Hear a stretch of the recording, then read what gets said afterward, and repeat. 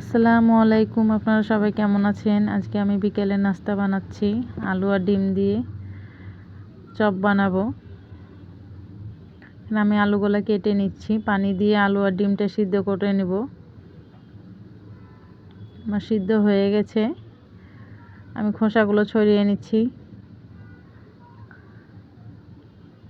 ডিমেরও খোসাগুলো এভাবে ছড়িয়ে নিব।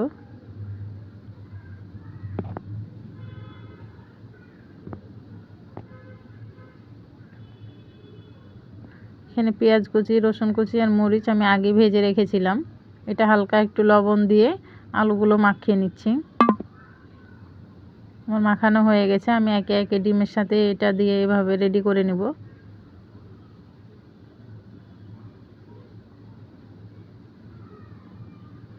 সবগুলোই আমি এভাবে তৈরি করে নিব আগে। আমার সবগুলো হয়ে গেছে। হালকা এখানে একটু লবণ দিয়ে পানি দিয়ে আমি বেসনের আটাটা মাখিয়ে নিচ্ছি।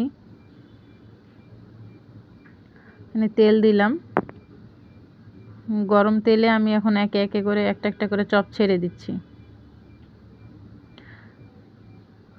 আপনারাও এভাবে চাইলে বানিয়ে নেবেন বাসায়। সবাই ভালো থাকবেন। ভালো লাগলে লাইক কমেন্ট করবেন, শেয়ার করবেন।